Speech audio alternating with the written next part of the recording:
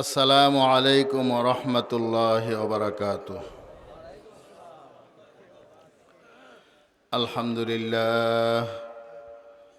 আলহামদুলিল্লাহ নাহমাদুহু ওয়া নাস্তাঈনুহু ওয়া নাস্তাগফিরুহু ওয়া নু'মিনু বিহি ওয়া নাতাওয়াক্কালু আলাইহি ওয়া নাউযু বিল্লাহি মিন শুরুরি আনফুসিনা ওয়া মিন সাইয়্যাতি আ'মালিনা।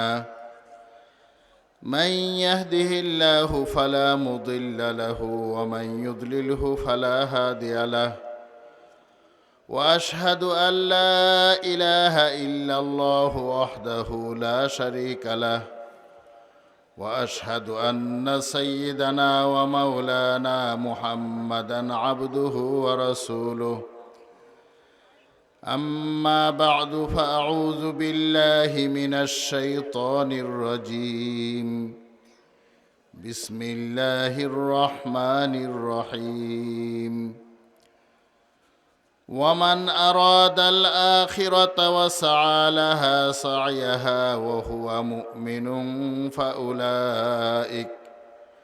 فأولئك كان سعيهم مشكورا. وقال رسول الله صلى الله عليه وسلم: القيس من دان نفسه وعمل لما بعد الموت والعاجز من أتبع نفسه وتولى هواها وتمنى على الله. صدق الله مولانا العظيم وصدق رسوله النبي الكريم صلى الله عليه وعلى آله وأصحابه وبارك وسلم. আলহামদুলিল্লাহ, দারুল উলুম হিফজুল কোরআন ও দারুল উলুম মহিলা মাদ্রাসার উদ্যোগে আয়োজিত আজকের ওয়াজ মাহফিলের সম্মানিত সভাপতি মুআজ্জাজ উলামায়ে কেরাম, দিন দরদি মুসলমান ভাইয়েরা, পর্দার অন্তরালে দিন পিপাসু মা ও বোনেরা, আল্লাহ রাব্বুল আলামিন আমাদেরকে দিনের নিসবতে, দিনের সম্পর্কে কিছু সময় তার জন্য ব্যয় করার তৌফিক দান করেছেন। এই জন্য আল্লাহ তাআলার দরবারে প্রথমেই শুকরিয়া আদায় করি, আলহামদুলিল্লাহ। আপনারা দীর্ঘ সময় দিনের আলোচনা শুনেছেন, বয়ান শুনেছেন। এখন দীর্ঘক্ষণ কথা বলার অবকাশ নাই, সকলেই বিশ্রাম করবেন, অনেকেই শেষ রাতে উঠবেন, তারপরে ফজরের নামাজ আছে। এজন্য উলামায়ে কেরামের দৃষ্টিভঙ্গি হলো যে রাসূলুল্লাহ সাল্লাল্লাহু আলাইহি ওয়াসাল্লাম যেমন এশার নামাজের পরে বেশি বিলম্ব করতেন না শুয়ে যেতে, তো আমাদেরও অনেক বেশি রাত পর্যন্ত ওয়াজ মাহফিল চলুক এটা কাম্য নয়। তবু দিনই মাহফিল কিছু কথা ইনশাআল্লাহ হবে, আপনারা শুনতে রাজি আছেন তো? ইনশাআল্লাহ আল্লাহ তাআলা আমাকে ওই সব কথা বলার তৌফিক দান করুন যেটা আমার এবং আমাদের সকলের জন্য হেদায়েতের খোরাক হয়, হেদায়েতের সামান হয়। এই জন্য আল্লাহ তাআলা আমাদেরকে কবুল ফরমান, সবাই বলি ইনশাআল্লাহ। মোহতারাম হাজিরিন, আমি আপনাদেরকে সালাম পেশ করেছি প্রথমে, কথা ঠিক না? সালাম রাসূল সাল্লাল্লাহু আলাইহি ওয়াসাল্লামের সুন্নত। এই সম্বন্ধে সামান্য একটু কথা বলেই আমি মূল আলোচনায় ফিরে যাব ইনশাআল্লাহ। রাসূল সাল্লাল্লাহু আলাইহি ওয়াসাল্লাম বলেছেন, আফশুস সালাম, সালামের ব্যাপক প্রচলন ঘটাও। এই সালামটা এসেছে কোত্থেকে? সর্বপ্রথম সালাম কখন চালু হয়? বুখারী শরীফ সহ বিভিন্ন হাদিসের কিতাবে এসেছে, হযরত আদম আলাইহিস সালামকে আল্লাহ রাব্বুল আলামিন যখন সৃষ্টি করলেন, তার ভিতরে রূহ ফুঁকে দিলেন। তখন হযরত আদম আলাইহিস সালামকে আল্লাহ রাব্বুল আলামিন প্রথম যে নির্দেশটা দান করলেন সেটা হলো সাল্লিম আলা উলাইকান নাফারি মিনাল মালাইকা। ওই যে ফেরেশতাদের একটা দল, একটা জামাত বসা আছে, ওদেরকে তুমি গিয়ে সালাম পেশ করো। তারা যে সালামের উত্তর দিবে এবং তুমি যে সালামটা পেশ করবে, এটাই হবে তোমার বংশধরের জন্য পরস্পরে অভিবাদন, সালাম বিনিময়ের পদ্ধতি।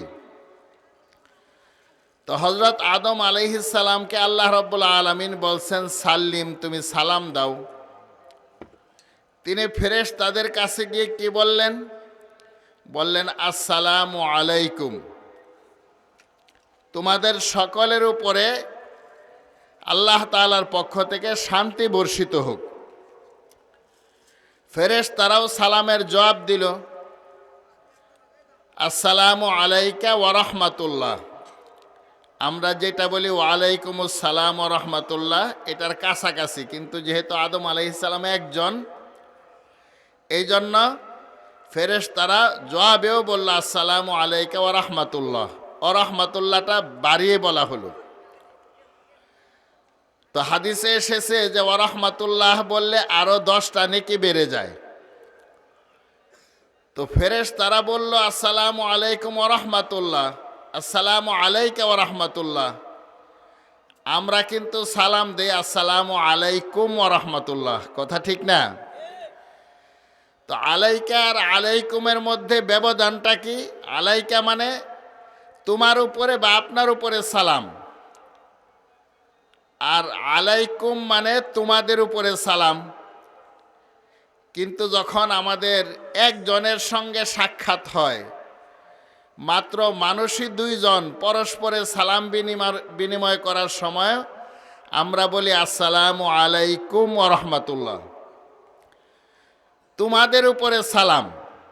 বহুবচনের শব্দ ব্যবহার করি, কারণ কি?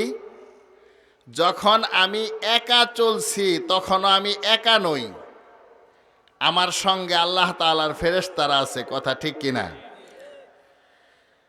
কুরআনে পাকে আল্লাহ তাআলা বলেছেন, আনিল ইয়ামিনি ওয়া আনিশ শিমালি কাঈদ মা ইয়ালফিজু মিন কাউলিন ইল্লা লাদাইহি রাকীবুন আতীদ। আল্লাহ রাব্বুল আলামিন বলেন যে প্রত্যেকটা মানুষের ডান পার্শ্বে এবং বাম পার্শ্বে ফেরেশতা বসা আছে। আমরা বলি না যে ফেরেশতা ডান কাঁধে বসা, বাম কাঁধে বসা। আল্লাহ তাআলাও বসা শব্দ ব্যবহার করেছেন, কাঈদ। ডান পার্শ্বেও ফেরেশতা বসা আছে, বাম পার্শ্বেও ফেরেশতা বসা আছে। এই ফেরেশতাদের কাজ কি?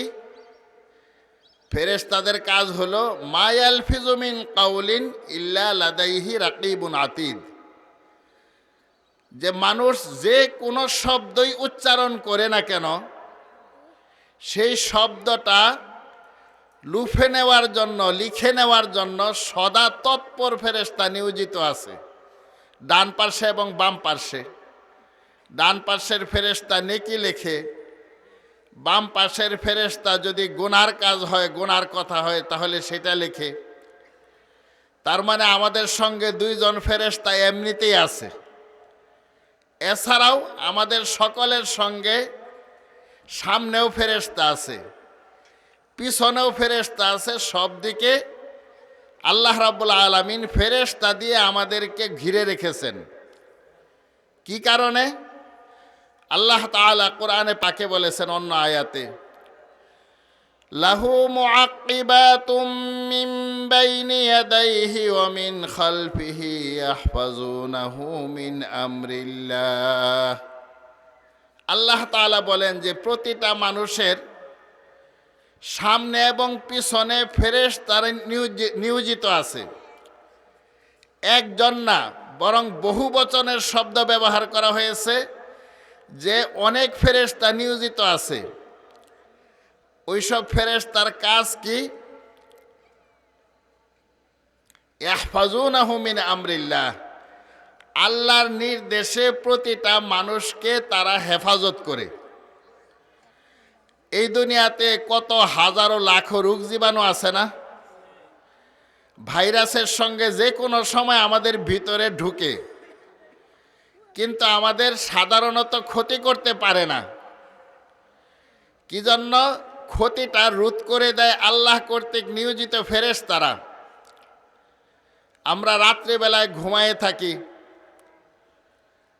আমাদের নাকের ভিতরে ছিদ্র আছে, মুখ খোলা থাকে, কানের ভিতরে ছিদ্র। যে কোনো সময় পিঁপড়া এবং পিঁপড়া জাতীয় ছোট ছোট কীটপতঙ্গ আমাদের মুখে, নাকে, কানে ঢুকতে পারে কিনা? কিন্তু এরা ঢুকে না। হ্যাঁ, জীবনে 2-4 বার ঢুকে, না হলে তো আমরা মনে করব ঢুকা বুঝে সম্ভব না। তো এই জন্য কখনো ঢুকে, সারা জীবনে মিলে 2-4 বার ঢুকে, কিন্তু আল্লাহ রাব্বুল আলামিন আমাদেরকে নিরাপদে রাখেন, ফেরেশতা নিয়োজিত রেখেছেন যাতে আল্লাহ তাআলা আমাদেরকে হেফাজতে রাখেন।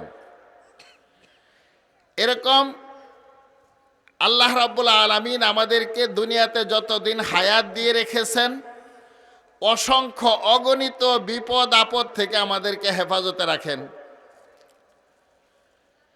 কিতাবে ঘটনা এসেছে, ইমাম রাজি রহমতুল্লাহ আলাইহি তাফসিরে কাবিরে একটা ঘটনা এনেছেন।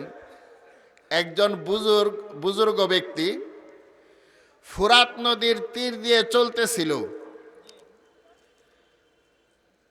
তো এই বুজুর্গ তো আল্লাহওয়ালা মানুষ, জানেন যে আল্লাহর হুকুম ছাড়া কোনো কিছুই নড়াচড়াও করতে পারে না। তিনি দেখেন যে তার সামনে দিয়ে একটা বিষাক্ত বিচ্ছু, সে খুব দ্রুত সামনের দিকে হেঁটে যাচ্ছে।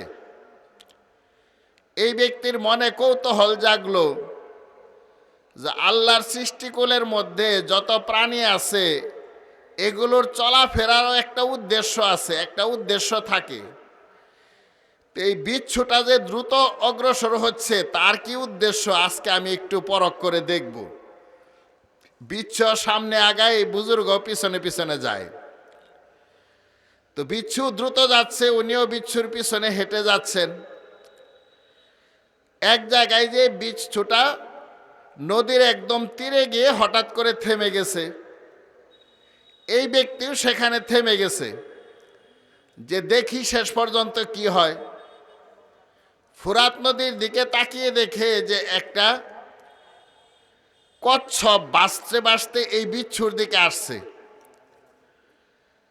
তো যখন কচ্ছপটা ঠিক বিচ্ছুটার কাছে চলে এসেছে, তখন সে থেমে গেছে, আর বিচ্ছুটা লাফ দিয়ে তার পিঠের উপরে সওয়ার হয়ে গেছে।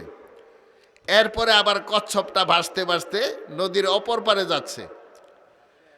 এখন বিচ্ছু কি করে এটা দেখার জন্য এতক্ষণ পিছনে চলেছেন, এখন তো নদী পার হতে হবে। উনি তালাশ করে একটা নৌকা জোগাড় করে ওই কচ্ছপ যে দিক দিয়ে যায় এই দিক দিয়ে উনিও চলছেন।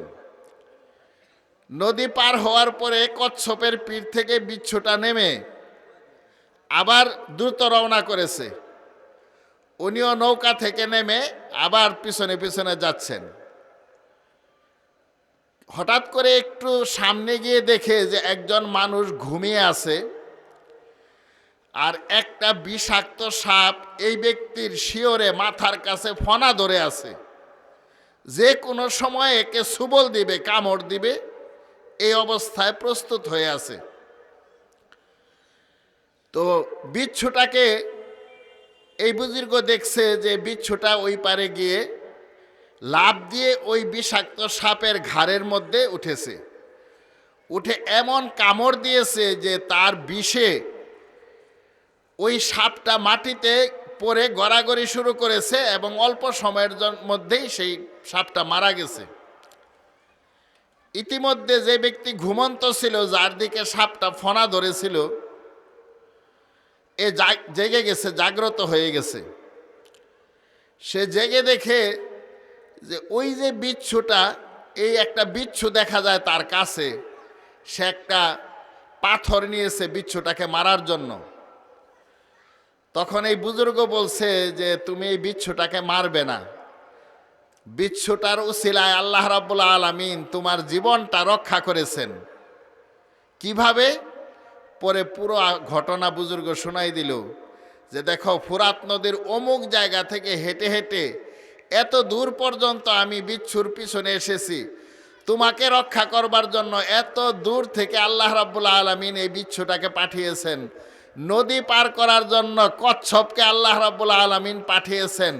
এই পারে এসে যে বিষাক্ত সাপ দেখো তোমার পাশেই পড়ে আছে, এই সাপটা তোমাকে সুবল দিত, কিন্তু এই বিচ্ছুটা তার উপরে এমনভাবে দংশন করেছে যে এই বিচ্ছুর বিষে সাপটাই মরে গেছে, তোমাকে সুবল দিতে পারে নাই। আল্লাহ রাব্বুল আলামিন তোমার প্রাণটা কিভাবে রক্ষা করেছেন তুমি চিন্তা করে দেখো। সুবহানাল্লাহি ওয়া বিহামদিহি। আল্লাহ রাব্বুল আলামিন এই দুনিয়াতে আমাদেরকে অসংখ্য অগণিত নিয়ামত দিয়েছেন এবং অসংখ্য বিপদ আপদ থেকে আমাদেরকে কে রক্ষা করছেন?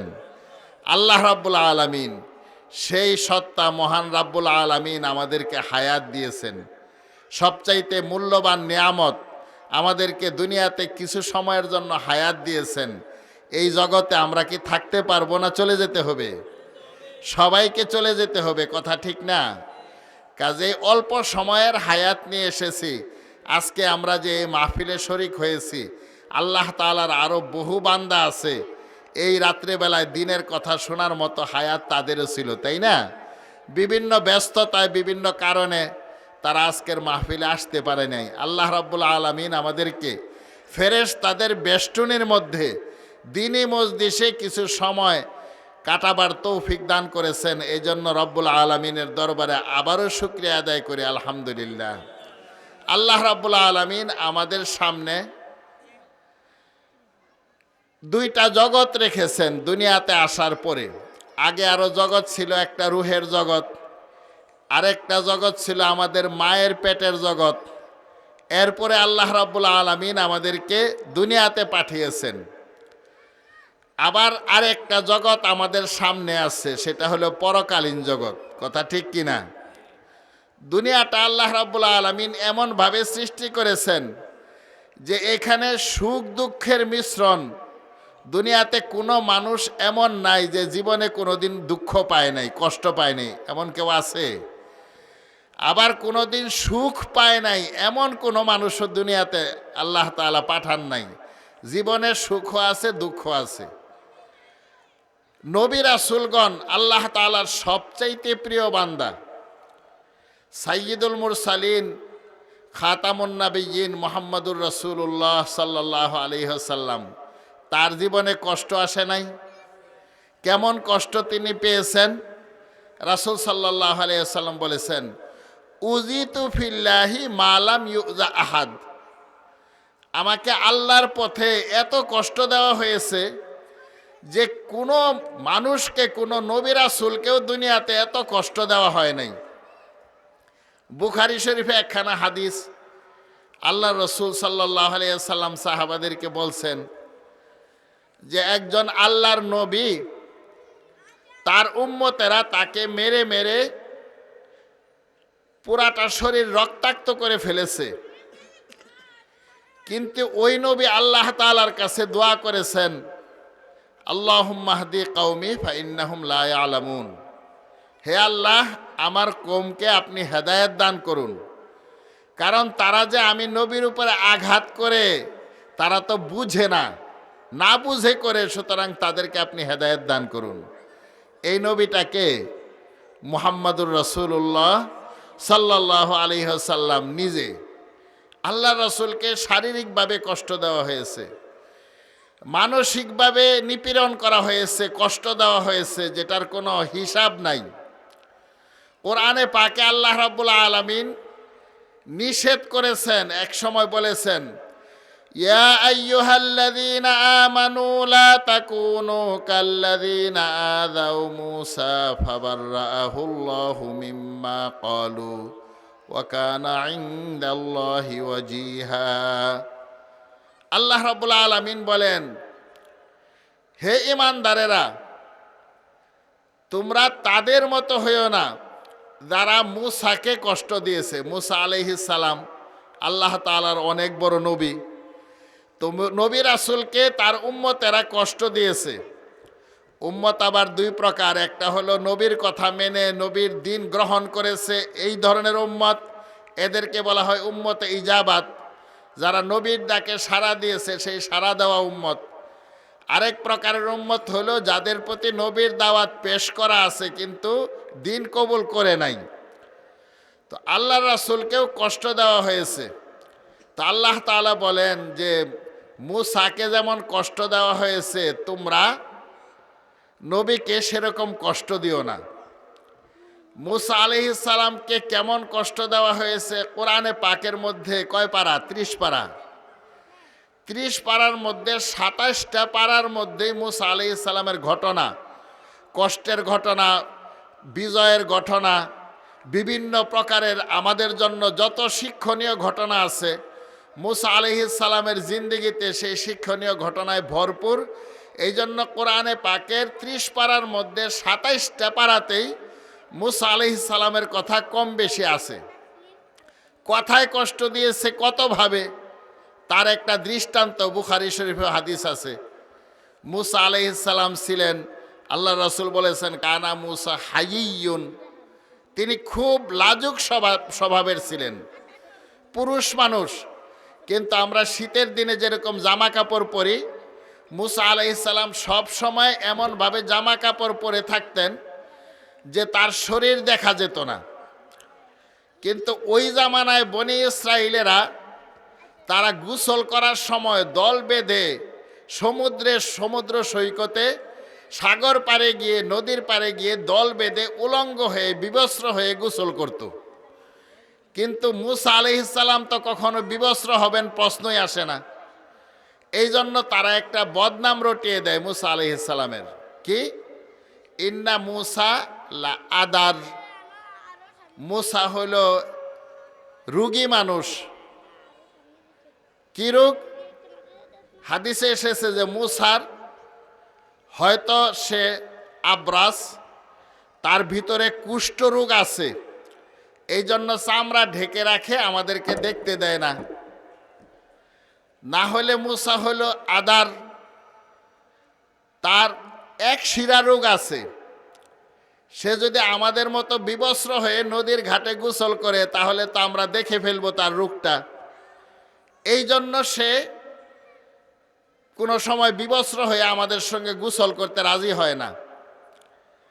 আর না হলে অন্য যে কোনো আফাত, যে কোনো রোগ তার শরীরে আছে যেটা দেখাইলে আমরা সব জেনে যাব যে মূসা এই ধরনের রোগী, এই জন্য সে আমাদের সামনে কখনো উলঙ্গ হয়ে গোসল করে না। কিন্তু তাদের এই কথায় কি মূসা আলাইহিস সালাম কাপড় ছেড়ে দিবেন? এটা তো আল্লাহর নবীর জন্য কখনোই সম্ভব না। কিন্তু আল্লাহ তাআলা দেন, আল্লাহ তাআলা চান যে এই পুরা বনি ইসরায়েলের মধ্যে লক্ষ লক্ষ মানুষ, তাদের মধ্যে যে বদনাম রটিয়ে দেওয়া হয়েছে এই বদনাম থেকে মূসাকে মুক্ত করা, এটা হলো আল্লাহ তাআলার উদ্দেশ্য। একদিন মূসা আলাইহিস সালাম নদীর ঘাটে যেমন ঝোপঝাড় থাকে বিভিন্ন জায়গায়, এরকম একটা একেবারে নিরিবিলি জায়গায় যেখানে কোনো মানব বলতে কেউ নাই, জনমানব শূন্য একটা নির্জন জায়গায় মূসা আলাইহিস সালাম গোসল করবেন। কিন্তু ওই দিন কাপড় আছে মাত্র শরীরে একটা। এখন একটা কাপড় যদি ভিজে যায় তাহলে এটা আবার পরা তো সমস্যা, অসুবিধা। এই জন্য যেহেতু কেউ দেখবে না, কাজে ওনার সতর নষ্ট হবে না, এই জন্য তিনি পাথরের উপরে কাপড়টা রেখেছেন, রেখে তিনি নদীতে নেমে গোসল করেছেন। গোসল করে উঠে কাপড় পরিধান করবেন, পাথরের উপর থেকে কাপড়টা নেওয়া শুরু করেছেন, হাত বাড়িয়েছেন, এই পাথর চলা শুরু করে দিয়েছে। মূসা আলাইহিস সালাম পাথরের পেছনে দ্রুত হাঁটেন, পাথর আরো দ্রুত চলে। মূসা আলাইহিস সালাম দৌড়ান পাথরের পিছনে পিছনে, পাথরও দৌড়ায়। মূসা আলাইহিস সালাম পাথরটাকে আর ধরতে পারেন নাই। যেতে যেতে এই পাথর দিয়ে গিয়ে বনি ইসরাইলের যে বড় মজমা ছিল, এই মজলিসের ভিতরে ভর মজমা, যেমন দরবার হয়, সালিশ হয়, বড় বড় মিটিং হয় না, এরকম এক বড় মজমার মধ্যে গিয়ে বা বড় মাহফিলের মধ্যে মাঝে গিয়ে পাথরটা থামছে। মুসা আলাইহিস সালাম সঙ্গে সঙ্গে পাথর কাপড়টা নিলেন, কিন্তু এতক্ষণে বনি ইসরাইল দেখে ফেলল যে মুসা আলাইহিস সালামের কোনো রূপ তো নাই। মুসার মতো এমন সুন্দর শারীরিক আকৃতি, এত সুন্দর গঠনের, এত সুন্দর রঙের মানুষ বনি ইসরাইল না, তারা জীবনে অন্য কাউকেই দেখে নাই। এবং কোনো রোগ বালা মুসিবত বলতে তো কিচ্ছু নাই, সম্পূর্ণ সুস্থ সবল সুঠামদেহী হযরত মুসা আলাইহিস সালামকে তারা দেখে ফেললেন। তো আল্লাহ রাব্বুল আলামিন কোরআনে পাকে এই ঘটনার প্রতি ইঙ্গিত দিয়েছেন। রাসূল সাল্লাল্লাহু আলাইহি ওয়াসাল্লাম হাদিসে পুরা ঘটনার বর্ণনা দিয়েছেন।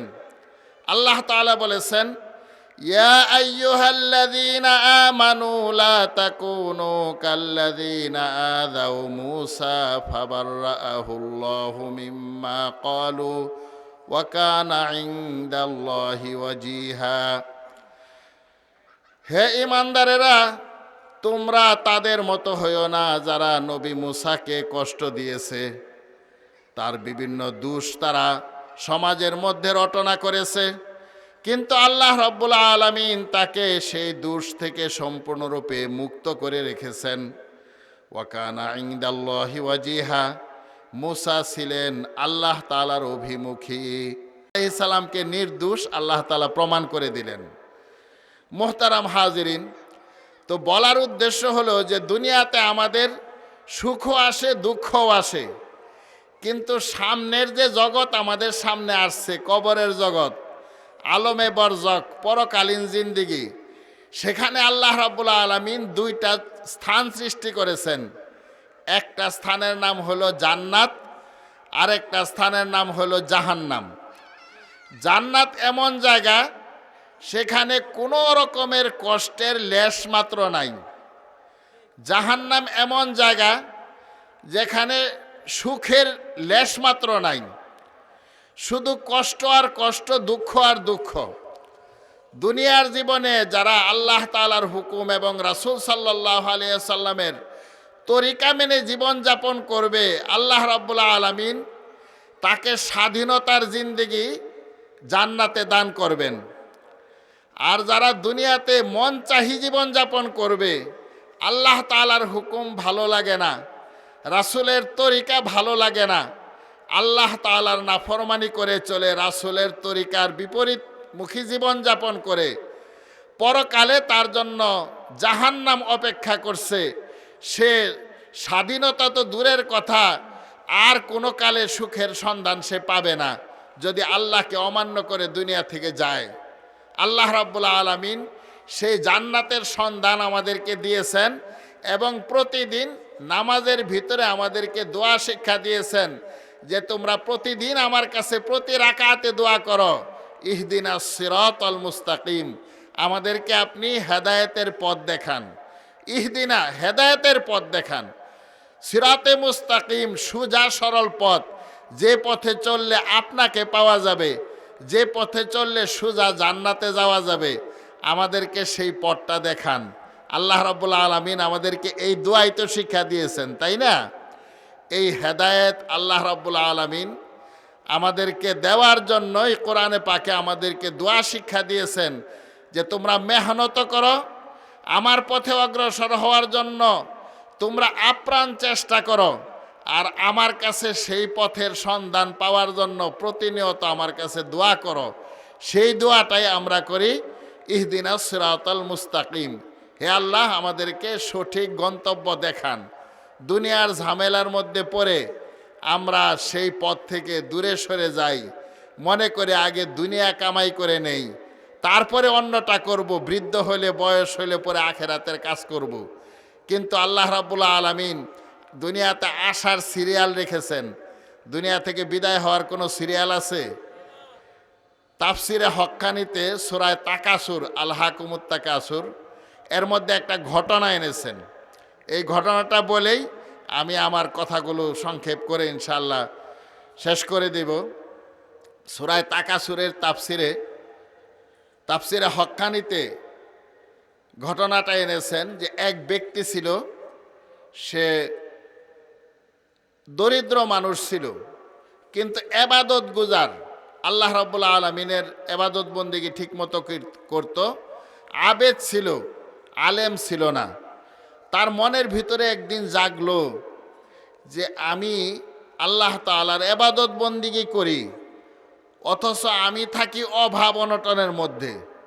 আর অনেক মানুষ আছে আল্লাহর হুকুম ঠিক মতে মানে না, নবী রাসূলের তরিকা মতো চলে না, তারা অনেক আরামে আছে, ভালো আছে, অনেক সম্পদ আছে। কিন্তু আমার সম্পদ নাই কেন? আমি তো আল্লাহর ইবাদত করি। আমাদের মনের ভিতরে অনেক সময় শয়তান ধোঁকা দিতে পারে যে তুমি যে নামাজ পড়ো, নামাজ পড়ে লাভ হয়েছে কি?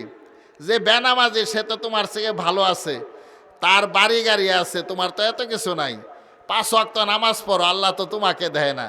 শয়তান ধোঁকা দেয় কি না? আল্লাহ তাআলা তো আমাদের জন্য আসল বাড়ি জান্নাত ঠিক করে রেখেছেন, তাই না? এই জন্য দুনিয়াতে একটু কষ্ট করেই আল্লাহর দিকে অগ্রসর হতে হয়। এই লোক মনস্থ করলো, মনে মনে চিন্তা করলো যে আমি আর এইভাবে থাকবো না, নিজের এলাকা ছেড়ে দূর দেশে কোথাও গিয়ে, সেই আরব দেশ মরুভূমি পার হয়ে দূরে কোথাও গিয়ে অন্য দেশে গিয়ে ভাগ্য পরীক্ষা করে দেখব, সেখানে গিয়ে কাজকর্ম করে আমার ভাগ্য ঘুরাবার জন্য আমি চেষ্টা করব। এই লোক তো এলাকা ছেড়ে অনেক দূরে যেতে যেতে একটা অনেক দূরান্তের একটা অপরিচিত রাষ্ট্রে গিয়ে উপস্থিত হয়েছে। সেখানে টুকটাক সামান্য ব্যবসা বাণিজ্য করতে করতে সে বাস্তবিকে অনেক বিত্তশালী হয়ে গেছে, টাকা পয়সার মালিক হয়ে গেছে। এখন বৃদ্ধ বয়সে তার মনের ভিতরে আবার বাড়ির কথা স্মরণ হয়েছে যে হায়, এত ধন সম্পদ, এত কিছু আমি উপার্জন করলাম, কিন্তু আমার পরিবার পরিজনে তো জানলও না, দেখলও না। আমি আমার পরিবার পরিজন, ছেলে মেয়ে সবার থেকে বিচ্ছিন্ন হয়ে দূর দেশে আমি এত সম্পদ একত্রিত করলাম, আমার লাভটা হলো কি? সুতরাং আমার দেশে ফিরে যাওয়া দরকার। তিনি দেশে যাওয়ার জন্য এই যা সম্পদ ছিল সেটাকে স্বর্ণরূপায় পরিণত করেছে, বিক্রি করে স্বর্ণ কিনেছে, রূপা কিনেছে, মণিমুক্তা সহ বিভিন্ন রকমের সামগ্রী ক্রয় করে 3টা খচ্চর বুঝাই করেছে। 3 খচ্চর বুঝাই করে সে এখন পথ চলছে, তার দেশের দিকে রওনা করেছে।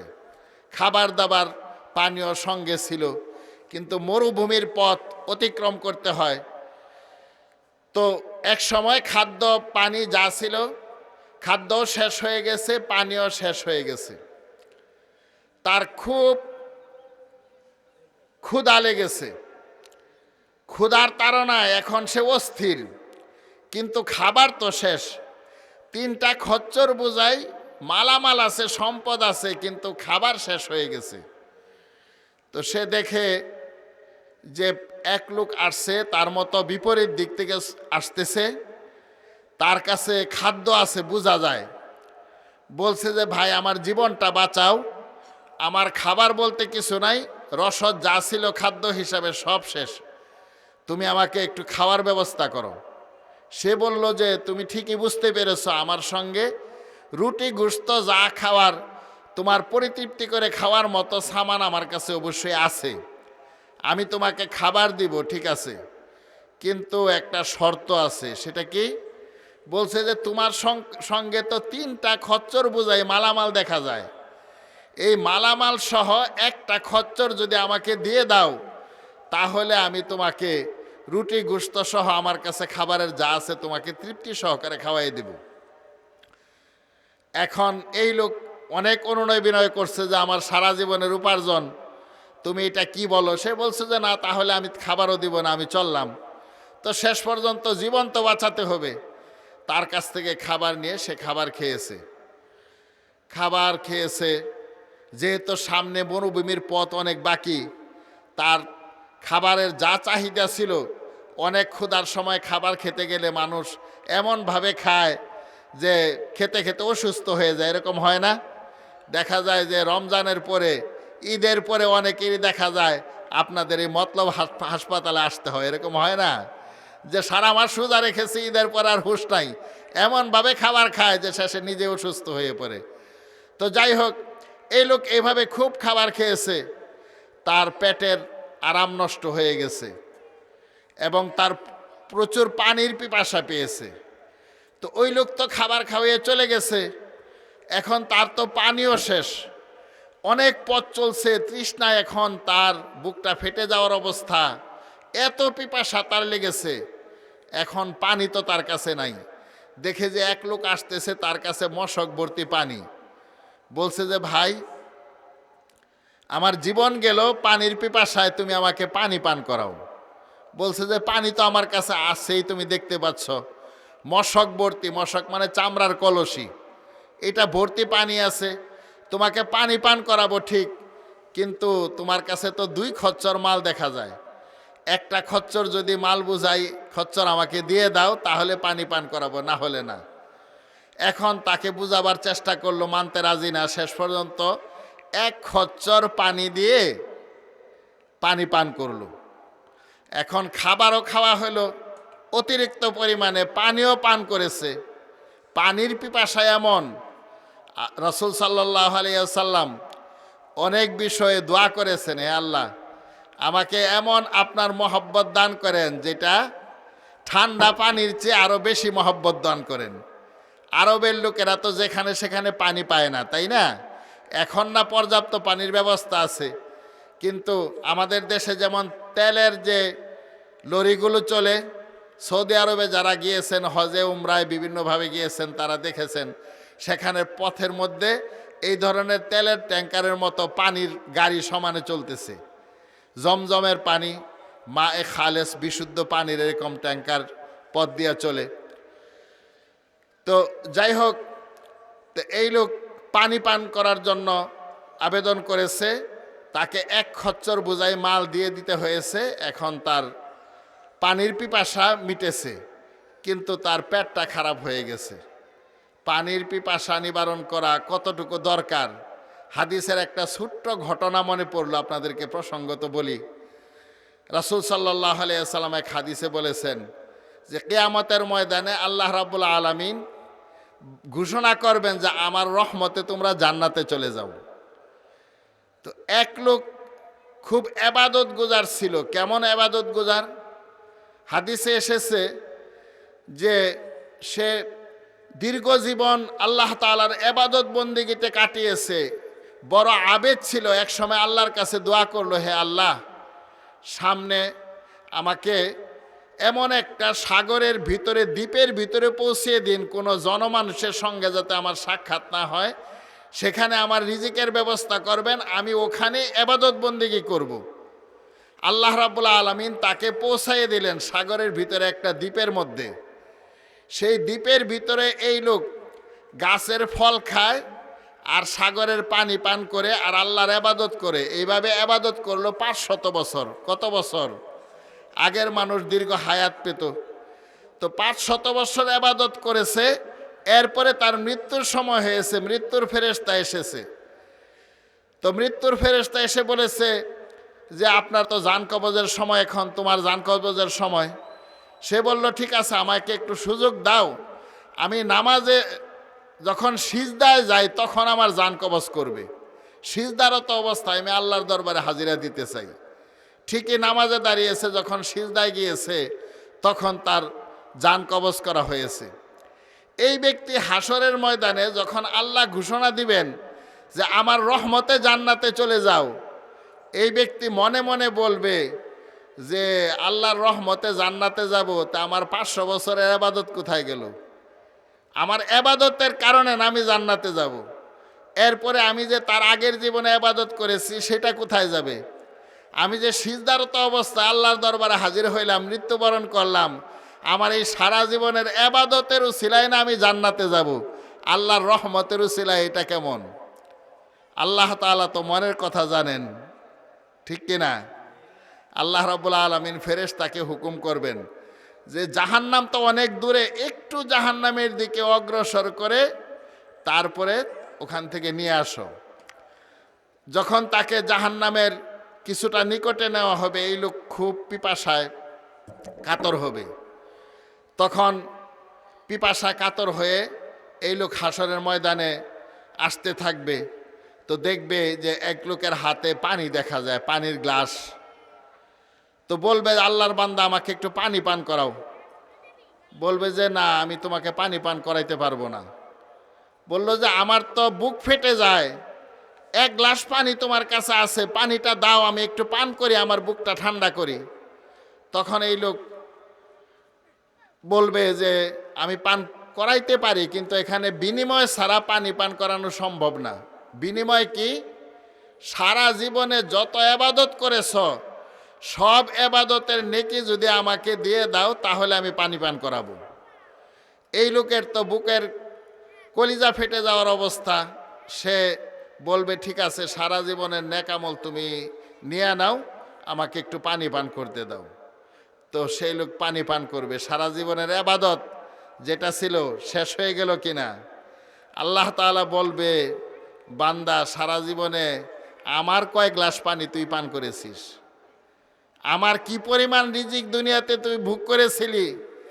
এক গ্লাস পানির বিনিময়ে যদি তোর 500 বছর সহ আগে পরের যাবতীয় আবাদত দিয়ে দিতে হয়, তাহলে আমার যে নেয়ামতগুলো ভোগ করেছস সেটার প্রতিদান আজকে কি দিবি? কোনো উপায় থাকবে সেদিন? আল্লাহ রাব্বুল আলামিনের অগণিত নেয়ামত আমরা ভোগ করছি। তো এই লোক পানির পিপাসায় কাতর ছিল, পানি পান করেছে, অতিরিক্ত খাবার খেয়েছে, পেটটা খারাপ হয়ে গেছে, সামনে চলছে, উপায় নাই, শরীর দুর্বল হয়ে যাচ্ছে। সামনে এক লোক দেখে যে ডাক্তার একজন আসছে, চিকিৎসক। বর্তমান জামানার ডাক্তার সাহেবরা কোনো দিকে গেলে তাদের যে বিভিন্ন ডাক্তারি সরঞ্জাম থাকে এটা দেখলে তো বোঝা যায় যে উনি ডাক্তার। লেবাস দেখে অনেক সময় বোঝা যায় যে সাদা গাউন যেটা পরে ইনি ডাক্তার হবেন, বোঝা যায় না এরকম। তো উনিও বুঝতে পারছেন যে এই লোক চিকিৎসক। বলছে যে আমার পেটেরও খুব খারাপ অবস্থা, আমাকে একটু চিকিৎসা দিয়ে আমাকে সুস্থ হওয়ার ব্যবস্থা করে দিন। বলল যে আমি ভালো চিকিৎসক, তোমাকে আমি সুস্থ করার জন্য যে সমস্ত ওষুধপত্র দেওয়া দরকার আমার কাছে সব আছে, তুমি সুস্থ হয়ে যাবে। কিন্তু শর্ত একটা, একটা খচ্চর বোঝায় মাল দেখা যায়, আগে তো 2 খচ্চর শেষ, তাই না? এইটা যদি আমাকে দিয়ে দাও তাহলে আমি তোমার চিকিৎসা করতে পারি। এই লোক চিন্তা করলো যে আমি যদি পেটের সমস্যায় মারা যাই তাহলে তো আমার সবই শেষ, জীবনটা বেঁচে থাক। সে 3 নাম্বার খচ্চর বোঝাই মালপত্র দিয়া সে সেখান থেকে এই রোগ থেকে মুক্তি পাওয়ার জন্য তার ব্যবস্থাপত্র গ্রহণ করলো এবং সে সুস্থ হয়ে গেল। মোহতারাম হাজিরিন, এই যে তার যা কিছু ছিল সব কিছু তার এক পথ চলা, এক সফরেই সব শেষ, কথা ঠিক না? এই লোকের কাছ থেকে সম্পদ এইভাবে নিয়েছে। আমাদের যা কিছু দুনিয়াতে আমরা উপার্জন করি এগুলো নিয়ে কি আমরা পরকালে যেতে পারবো? সব কিছু রেখে যেতে হবে না। পরকালের পুঁজি কি? পরকালের পুঁজি হলো নেকামল।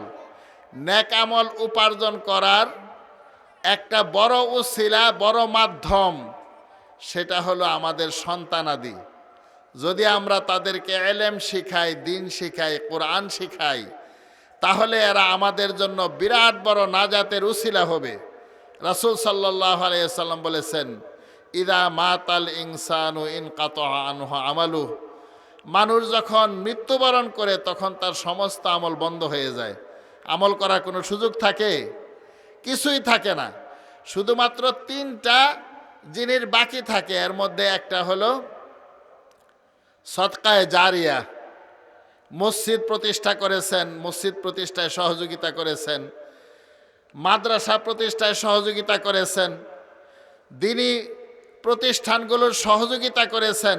এই প্রতিষ্ঠান যত কাল দুনিয়াতে থাকবে আপনি সদকায়ে জারিয়ার সব দুনিয়াতেও পাইতে থাকবেন, দুনিয়া থেকে যাওয়ার পরে কবরের জীবনেও সেই সব পুষতেই থাকবে আমলনামায়। একটা পুল তৈরি করে দিয়েছেন, সহযোগিতা করেছেন, সদকায়ে জারিয়া। মানুষের এই ধরনের উপকার যেগুলোর দ্বারা আমলটা অব্যাহত থাকে, এই সদকায়ে জারিয়ার আমলটা মৃত্যুর পরেও মানুষের কাছে পৌঁছতে থাকে। আরেকটা হলো ওয়ালাদুন সালিহ ইয়াদউ লাহ, নেক সন্তান। যে নেক সন্তানকে আপনি দিন শিখিয়েছেন, আলেম বানিয়েছেন, হাফেজ বানিয়েছেন, ছেলেকে হাফেজ বানিয়েছেন, আলেম বানিয়েছেন, মেয়েকে হাফেজা আলেমা বানিয়েছেন। কত বড় সৌভাগ্যের! ওলামায়ে কেরামের জবান থেকে আপনারা হাদিসের কথা বহু শুনে থাকবেন যে একজন হাফেজে কোরআন, যে কোরআন পড়েছে, কোরআন অনুযায়ী আমল করে জীবনযাপন করেছে, আল্লাহর হাবিব সাল্লাল্লাহু আলাইহি ওয়াসাল্লাম সুসংবাদ দিয়েছেন, মান ক্বারা আল কোরআন ফাস্তাযহারাহু ওয়া আহাল্লা হালালাহু ওয়া হাররামা হারামা আদখালাহুল্লাহুল জান্নাহ ওয়া শাফাআহু ফি আশরাতিন মিন আহলি বাইতিহি কুল্লুহুম কাদ ওয়াজাবাত লাহুমুন নার।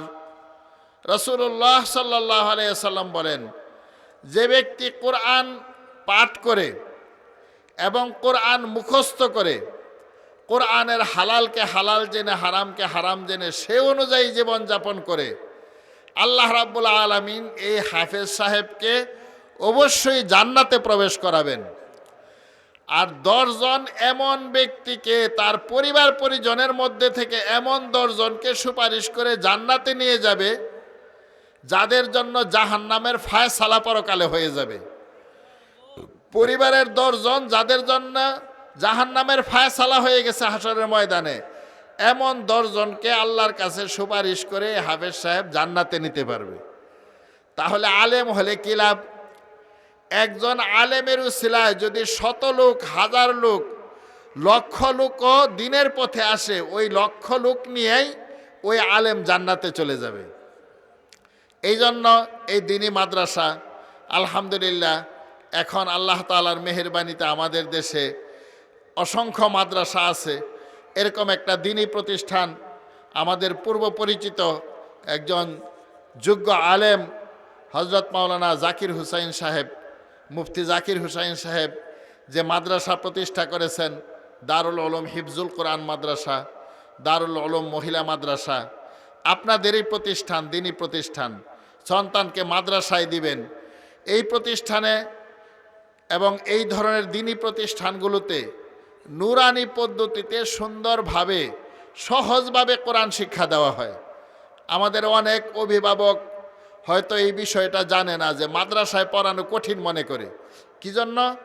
শেষ রাত থেকে যারা হিফজ পড়ে শেষ রাতে উঠে পড়া শুরু করে, আবার রাত্র ধরেন 9টার দিকে পড়া শেষ হয়। এত দীর্ঘ টাইম কিভাবে পড়ে? এটা তো বিরাট কষ্টের পড়া, অনেকে এরকম মনে করে না। আসলে মূলত কোনো কষ্টের পড়াই না। কি জন্য? প্রতিটা হেফজখানায় দেখবেন ছাত্র হেফজ পড়ে এদেরকে রাত্রেবেলায় 9টা, 9:30, গরমের দিনে 10টা, যখন রাত্র খাটো হয়ে আসে, এই সময়ের মধ্যে তাদেরকে শুইয়ে দেওয়া হয়। শীতের দিনে 9টা, সর্বোচ্চ 9:30টার মধ্যে ছাত্ররা পড়া বন্ধ করে, খাওয়া দাওয়া শেষ করে, ধরেন 9টার দিকে পড়া শেষ হয়, খাওয়া দাওয়া করে নামাজের সময় যখন হয় তারা নামাজ পড়ে, নামাজের একটা বিরতি আছে, এরপরে তারা শুয়ে পড়ে। তো ফজরের নামাজের জামাতের সাধারণত 1 ঘন্টা, সোয়া ঘন্টা আগে তারা ঘুম থেকে ওঠে, কোনো জায়গায় 1.5 ঘন্টা আগে ওঠে। শেষ রাতে মাথাটা ঠান্ডা থাকে। রাত্রেবেলায় শীতের দিনে তো কমপক্ষে 6-7 ঘন্টা, 7-8 ঘন্টা ঘুম হয়ে যায়, তাই না? তো তার বিশ্রাম হলো পরিপূর্ণ। শেষ রাতে যখন মাথাটা ঠান্ডা আছে তখন সে শিক্ষকের কাছে সবক শোনায়। রাত্রে যেটা মুখস্থ করেছে এই সবকটা রাত্রেবেলায় মুখস্থ করে শেষ রাতে সবকটা শোনায়। মুখস্থ কিভাবে করে? আল্লাহ তাআলা সহজ করে দেন। বলা হয় যে 3 বছরে হাফেজ হয়, কিন্তু বহু হাফেজ আপনি এই মাদ্রাসায় খোঁজ নিয়ে দেখবেন যে আরও অনেক কম সময়ে হাফেজ হয়ে গেছে। আমাদের এখানে একটা এতিম বাচ্চা, আমাদের হাজীগঞ্জ ঐতিহাসিক বড় মসজিদে যে কওমি মাদ্রাসা আছে, জামিয়া আহমদিয়া কওমি মাদ্রাসা, একজন এতিম বাচ্চা, সে একেবারে এতিম, বাপ মারা গেছে, মার অন্যত্র বিয়ে হয়েছে, কিন্তু মায়ের যে দ্বিতীয় স্বামী তার সৎ বাবা মানুষটা ভালো না, এই ছেলেকে ওই বাড়িতে যেতে দেয় না, সে পছন্দ করে না। তো সে বাড়িতে দাদির কাছে থাকে। তো খাওয়া দাওয়ায় কষ্ট, দাদি অনেক গরিব মানুষ, খাওয়া দাওয়ায় কষ্ট, সে এনে আমাদের মাদ্রাসায় ভর্তি করে দিল। নুরানি নাজারা পড়লো, মাদ্রাসার পক্ষ থেকে খানা ফ্রি করে দেওয়া হলো, যেহেতু এতিম বাচ্চা। তো এই ছেলেটা মাত্র 3 মাসে কোরআনে পাকের হাফেজ হয়ে গেছে। হুজুর উস্তাদ আশ্চর্য আর কি। তো সে সবক শোনায়, শেষ দিকে এমন হইলো যে আধা পাড়ার কিছু কম বেশি এরকম সবক শোনায়। এইভাবে 3 মাসে হাফেজে কোরআন হয়ে গেছে। এটা আল্লাহ তাআলার সরাসরি দান, না হলে এটা সম্ভব না। আর যে ছেলেটা কোরআন তেলাওয়াত করে, হাদিসে এসেছে 3 জিনিসের দ্বারা ব্রেন বৃদ্ধি হয়। এই জন্য দেখবেন হাফেজ সাহেবরা যদি মন দিয়ে কোনো কিছু পড়তে চায়, লেখাপড়া করতে চায়, আরও অনেক পুক্তা হয়, আলেম হইলে আরও অনেক ভালো আলেম হয়। কি জন্য? 3 জিনিসের দ্বারা ব্রেন বৃদ্ধি হয়। এর মধ্যে 1 নাম্বারটা হলো কোরআনে পাক তেলাওয়াত করা। যত তেলাওয়াত করে তার ব্রেন বাড়ে। প্রথমে যে ছেলেটা 1 পৃষ্ঠা মুখস্থ দিতে কষ্ট হয় সবক দিতে, এ দেখা যায় কিছুদিন পরে 2 পৃষ্ঠা, 3 পৃষ্ঠা, 4 পৃষ্ঠা মুখস্থ সবক শোনায়, তার কাছে কষ্টই মনে হয় না। এরপরে ধরেন সে পড়াটা শোনাইলো, ফজরের সময় একটা বিরতি আছে কিনা, এই বিরতির পরে ফজরের পরে সামান্য একটু টিফিন নাস্তা করে আবার বসে যায় 1 ঘন্টা সোয়া ঘন্টা, সে 7 সবক শোনায়। মানে পিছনের 7 দিনের সবক এটা আবার দ্বিতীয়বার প্রতিদিন সে শোনায়। আবার 1 পৃষ্ঠা করে পিছন থেকে কমতে থাকে, সামনে 1 পৃষ্ঠা নতুন করে অগ্রসর হয়। এই নিয়মে সে 7 সবক শোনায়। তো এরপরে আবার নাস্তার বিরতি, মানে 1 ঘন্টা পরেই, 1 থেকে সোয়া ঘন্টা পরেই তার আবার আরেকটা বিরতি আসলো, এখানে আধা ঘন্টা বিরতি। তারপরে আবার 9টা সাড়ে 9টা পর্যন্ত পরে, মানে 1 ঘন্টা সোয়া ঘন্টার পরে আবার আরেকটা বিরতি। কথা ঠিক কিনা? ওই বিরতির মধ্যে সে যেহেতু শেষ সাথে উঠেছে, তার জন্য কমপক্ষে 2 ঘন্টা মাদ্রাসাগুলোতে বিশ্রাম আছে। সারা বাংলাদেশের একই নিয়ম। তাহলে দিনের বেলায়, রাত্রে যে একটু আগে উঠেছিল, দিনের বেলায় তার বিশ্রামের সুযোগ হলো 2 ঘন্টার মতো।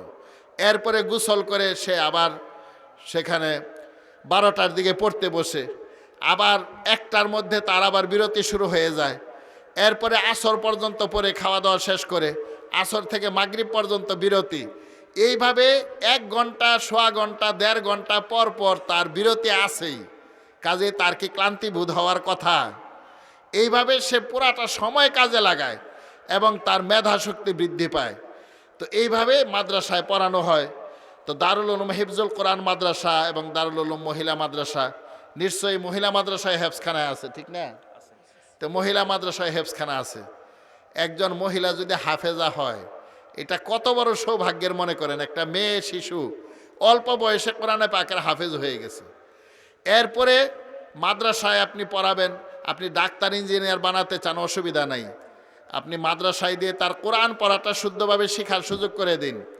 নামাজ শেখা, হাদিসে এসেছে যে ব্যক্তি 40টা দিনের প্রয়োজনীয় হাদিস মুখস্থ করবে, কিয়ামতের দিন সে আলেমদের দলে অন্তর্ভুক্ত হয়ে হাশরের ময়দানে উঠবে। আলেমদের মর্যাদা জান্নাতেও অন্যান্য জান্নাতির চেয়ে আলেমদের মর্যাদা অনেক বেশি হবে, সেইটা বলার এখন সময় নাই। তো হাশরের ময়দানে আলেমদের কাতারে উঠবে যারা প্রয়োজনীয় 40খানা হাদিস মুখস্থ রাখবে। নুরানি পদ্ধতিতে এই মাদ্রাসা এরকম 40 না, সিলেবাসে 65টা হাদিস আছে, তারা এগুলো মুখস্থ করে। বাংলা, অঙ্ক, ইংরেজি হাতের লেখা, দেখবেন একটা বৈজ্ঞানিক পদ্ধতিতে শেখার কারণে এদের হাতের লেখা অনেক সুন্দর। তো আলহামদুলিল্লাহ আমাদের দেশে অনেক মাদ্রাসা আছে, মতলবে অনেক মাদ্রাসা আছে, বিশেষ করে দারুল কোরআন হিফজুল কোরআন মাদ্রাসা এবং দারুল উলুম মহিলা মাদ্রাসা, দারুল উলুম হিফজুল কোরআন মাদ্রাসা এবং মহিলা মাদ্রাসা, যেটা আপনাদের প্রতিষ্ঠান, এটাকে আপনারা আপন মনে করবেন। হাদিসে অনেক ঘটনা বলা হয়েছে যে এই সমস্ত যারা দ্বীনে এলেম শিখে তাদের একটু সহযোগিতার কারণে আমাদের জান্নাতে যাওয়ার একটা বিরাট বড় উসিলা হয়ে যাবে।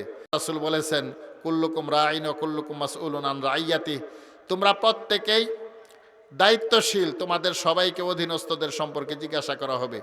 সন্তান দ্বীনে এলেম শিখেছে কিনা, সে নামাজ শিখেছে কিনা, ওযু গোসল সহ দ্বীনের প্রয়োজনীয় বিষয়াদি শিখেছে কিনা, এটা পিতামাতাকে পরকালে জবাবদিহি করতে হবে। সব জবাব দিয়েই তাকে জান্নাতের পথে যেতে হবে। জবাব দিতে না পারলে তার জন্য বড় বিপদ। এই জন্য সন্তানকে দ্বীনি ইলম শিখাবেন। যারা চান সন্তানদেরকে স্কুলে পড়াবেন, নিষেধ না।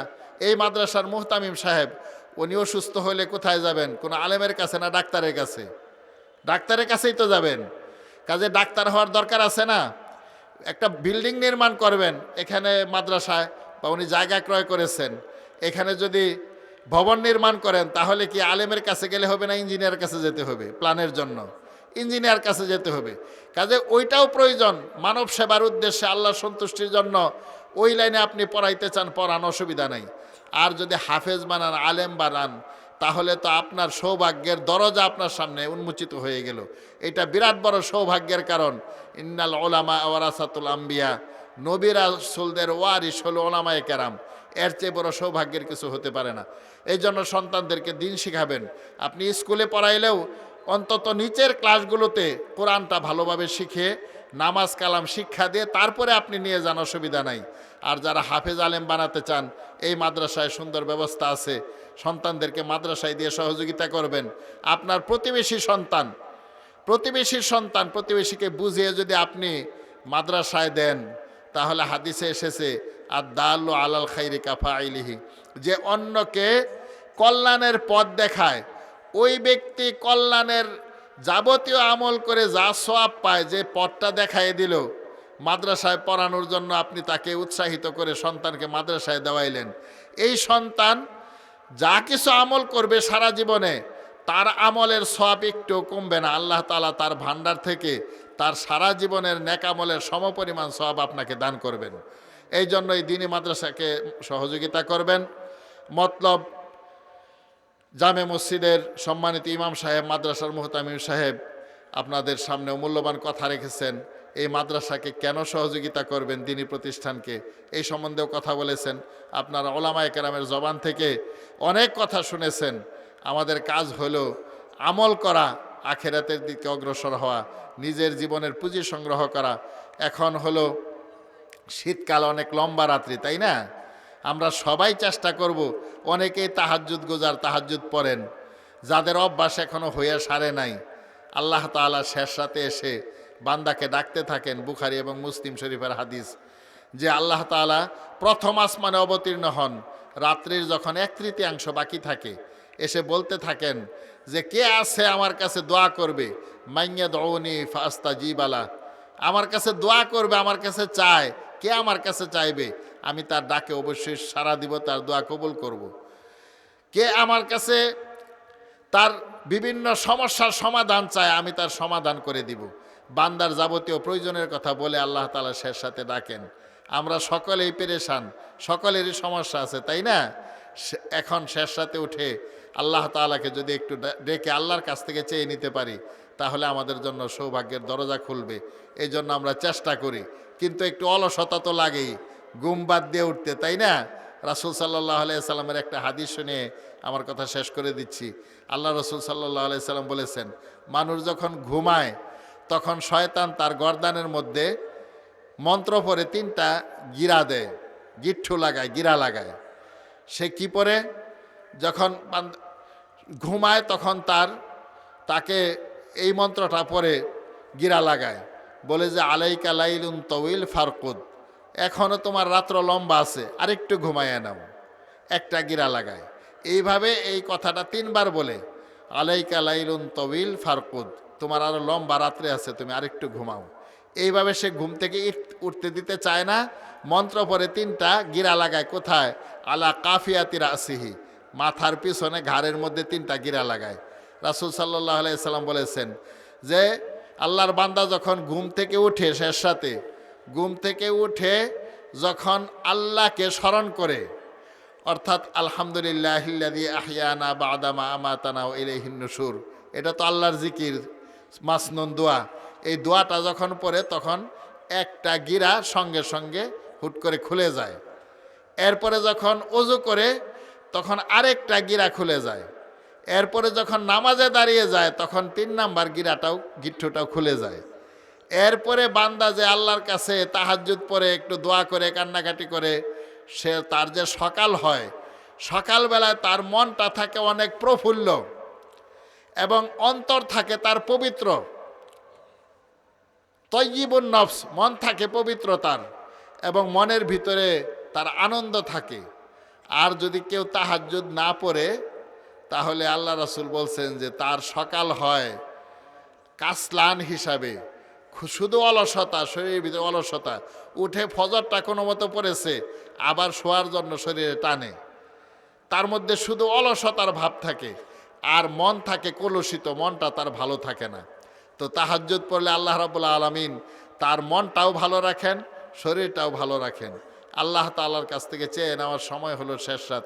আমরা চেষ্টা করি শেষ রাতে উঠে 2-4 রাকাত নামাজ পড়ে আল্লাহ তাআলার কাছে দোয়া মোনাজাত করার জন্য। সাহাবায়ে কেরাম তারা শতভাগ তাহাজ্জুদ গুজার ছিলেন। আল্লাহ তাআলা কোরআনে পাকে সাহাবাদের তাহাজ্জুদের প্রশংসা করেছেন। তাতাজাফা জুনুবুহুম আনিল মাদাজিই ইয়াদউনা রাব্বাহুম খাউফান ওয়া তামাআ। শেষ রাতে রাত্রেবেলায় তাদের বিছানা থেকে শরীরটা পৃথক হয়ে যায়, আল্লাহকে তারা ডাকে আল্লাহর রহমতের আশায়, আর আল্লাহ তাআলার আযাবের ভয়ে আল্লাহ তাআলার কাছে দোয়া মুনাজাত করে। আল্লাহ তাআলা তাদের প্রশংসা করে বলেছেন, জান্নাতে আমি এদের জন্য এমন নিয়ামত রেখেছি যে এটা কেউ কল্পনা করতে পারবে না, কেউ জানে না কি নিয়ামত তাদের জন্য রেখেছি। আল্লাহ তাআলা আমাদেরকে তৌফিক দান করুন। আমাদের এই দারুল উলুম হিফজুল কোরআন মাদ্রাসা এবং দারুল উলুম মহিলা মাদ্রাসাকে আল্লাহ তাআলা কিয়ামত পর্যন্ত কায়েম ও দায়েম রাখুন। এর পিছনে মুহতামিম সাহেব এবং অন্যান্য উস্তাদ যারা আছেন, যারা মাদ্রাসাকে ভালোবেসে এতদিন সহযোগিতা করেছেন, সামনেও করবেন, আল্লাহ তাআলা সকলের দুনিয়া আখেরাত বরকত দিয়ে ভরপুর করে দেন।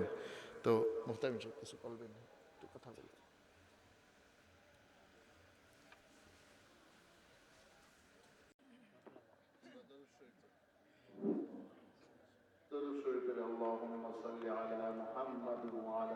محمد كما صليت على إبراهيم وعلى آل إبراهيم إنك حميد مجيد اللهم بارك على محمد وعلى آل محمد كما باركت على إبراهيم وعلى آل إبراهيم إنك حميد مجيد اللهم أنت السلام ومنك السلام تباركت ربنا وتعاليت يا ذا الجلال والإكرام ربنا ظلمنا أنفسنا وإن لم تغفر لنا وترحمنا لنكونن من الخاسرين ربنا آتنا في الدنيا حسنة وفي الآخرة حسنة وقنا عذاب النار ربنا لا تزغ قلوبنا بعد إذ هديتنا وهب لنا من لدنك رحمة إنك أنت الوهاب اللهم اغفر لجميع المؤمنين والمؤمنات والمسلمين والمسلمات الأحياء منهم والأموات إنك مجيب الدعوات يا رب العالمين يا أرحم الراحمين এই দারুল উলুম হিফজুল কোরআন মাদ্রাসা এবং মহিলা মাদ্রাসার উদ্যোগে এখানে মাহফিলের আয়োজন করা হয়েছে। রব্বুল আলামিন এই মাহফিলকে আমাদের সকলের পরকালের নাজাতের উসিলা হিসাবে কবুল করে নিন। ইয়া আল্লাহ, এই মাহফিলের জন্য যারা বিভিন্নভাবে সহযোগিতা করেছেন সবাইকে আপনি কবুল ও মঞ্জুর করে নিন। ইয়া রব্বুল আলামিন, এখানে বালক বালিকাদের 2টা মাদ্রাসা, আল্লাহ দিন শিক্ষার জন্য এই মাদ্রাসা প্রতিষ্ঠিত হয়েছে। এই প্রতিষ্ঠানকে আপনি কিয়ামত পর্যন্ত কায়েম ও দায়েম রাখুন। রব্বুল আলামিন, যারা এই প্রতিষ্ঠা করার ব্যাপারে এবং পরবর্তীতে যারা সহযোগিতা অব্যাহত রেখেছেন, সামনে সহযোগিতার নিয়ত করেছেন, মেহেরবানি করে আপনার ভান্ডার থেকে তাদেরকে জাযায়ে খায়ের দান করুন। বিশেষ করে যারা নিজের কলিজার টুকরা সন্তানকে কোরআন শিখবার জন্য মাদ্রাসায় দিয়েছেন, আল্লাহ ওই সমস্ত পিতামাতার সারা জীবনের সকল নেক হাজতগুলো আপনি পূরণ করে দিন। দুনিয়া আখেরাতের নেক প্রয়োজনগুলো পূরণ করে দিন। আল্লাহ, এই 2টা প্রতিষ্ঠানে যত শিক্ষার্থী আছে তাদেরকে সহজভাবে কোরআন শিক্ষার হাফেজ আলেমা হওয়ার আপনি তৌফিক দান করুন। ইয়া রব্বাল আলামিন, মুহতামিম সাহেব সহ আসাতেজায়ে কেরাম এবং প্রতিষ্ঠানের সঙ্গে যারা জড়িত এখানে মেহনত করছেন তাদের দুনিয়া আখেরাতের নেক প্রয়োজনগুলো আপনি পূরণ করে দিন। সকলের হিম্মত বৃদ্ধি করে দিন। আল্লাহ, এই মাদ্রাসার জন্য জায়গার প্রয়োজন আপনি ব্যবস্থা করে দিন। যত রকমের প্রয়োজন আছে আপনার গায়েবী ভান্ডার থেকে সকল কিছুর ব্যবস্থা করে দিন। ইয়া রব্বাল আলামিন, আজকে মাহফিলে যারা সহযোগিতা করেছেন, বিশেষ করে গভীর রাত পর্যন্ত যারা দিনের কথা শোনার জন্য মজলিসে উপস্থিত আছেন, মেহেরবানি করে তাদের সকলের জিন্দেগি আপনি রহমত বরকত দিয়ে ভরপুর করে দিন। যারা অসুস্থ আছেন সবাইকে শিফায়ে কামেলা দান করে দিন। যারা ঋণগ্রস্ত, আপনি দয়া করে ঋণ আদায় করার তৌফিক দান করুন। সকলের হালাল রুজিতে আপনি বরকত দান করুন। হারাম থেকে আমাদের সবাইকে আপনি হেফাজতে রাখুন। ইয়া রব্বাল আলামিন, আমরা যারা হাত পেতেছি আমাদের অন্তরে যত নেক প্রত্যাশা রয়েছে, যতজন দোয়া চেয়েছেন, যার অন্তরে যত নেক আশা রয়েছে, আপনি অন্তর্যামী, দয়া করে সকলের নেক আশাগুলো আপনি পূরণ করে দিন। ইয়া আল্লাহ, আমাদের সবাইকে হায়াতে তৈয়্যিবা দান করুন, পরকালের সামান জোগাড় করার তৌফিক দান করুন। ইয়া রব্বাল আলামিন, মেহেরবানি করে আমাদেরকে নেক জিন্দিগি নসিব ফরমান। ইয়া আল্লাহ, দয়া করে আমাদেরকে মাফ করে দিন, আমাদেরকে আপনি দয়া করে মাফ করে দিন। এ আল্লাহ, আমরা যা কিছু আমল করলাম, এই মাহফিলে যত দিনে আলোচনা হলো সবগুলো কবুল করে এর সওয়াবের হাদিয়া রাসূল আকরাম সাল্লাল্লাহু আলাইহি ওয়াসাল্লামের রওজায়ে থারে পৌঁছে দিন। এ আল্লাহ, সকল মুমিন মুমিনাতের আরওয়াহে পৌঁছে দিন। খাস করে যারা এই মাহফিলের আয়োজন করেছেন, বিভিন্নভাবে পরামর্শ দিয়ে সহযোগিতা করেছেন, কায়িক শ্রম দিয়ে, অর্থ দিয়ে সহযোগিতা করেছেন, তাদের যে সমস্ত আপনজন দুনিয়া থেকে বিদায় হয়ে কবরের জীবনে চলে গেছেন, আমলের হাদিয়া লাখো কোটি গুণ বৃদ্ধি করে তাদের আমল নামায় দান করে দিন। এ আল্লাহ, আমাদেরকে পরকালমুখী জিন্দেগি নসিব ফরমান। দুকার দুনিয়া ছেড়ে আমাদেরকে যেখানে যেতে হবে সেই জায়গার জন্য, পরকালের জন্য আমাদেরকে তৈয়ার হওয়ার তৌফিক দান করুন। এই মাদ্রাসার সকল শিক্ষক শিক্ষিকা, এ আল্লাহ, যারা মাদ্রাসা পরিচালনা করছেন তাদের সকলের হিম্মত বৃদ্ধি করে দিন। এ আল্লাহ, এই প্রতিষ্ঠানকে কিয়ামত পর্যন্ত কায়েম ও দায়েম রাখুন। যতজন দোয়া চেয়েছেন সকলের নেক আশাগুলো আপনি পূরণ করে দিন। আমাদের সবাইকে এ আল্লাহ বাকি জীবন আপনাকে স্মরণে রেখে চলার তৌফিক দান করুন। রব্বির হামহুমা কামা রব্বায়ানি সগীরা, রব্বির হামহুমা কামা রব্বায়ানি সগীরা। وصلى الله تعالى على خير خلقه محمد وآله وأصحابه أجمعين. سبحان ربك رب العزة عما يصفون وسلام على المرسلين والحمد لله رب العالمين.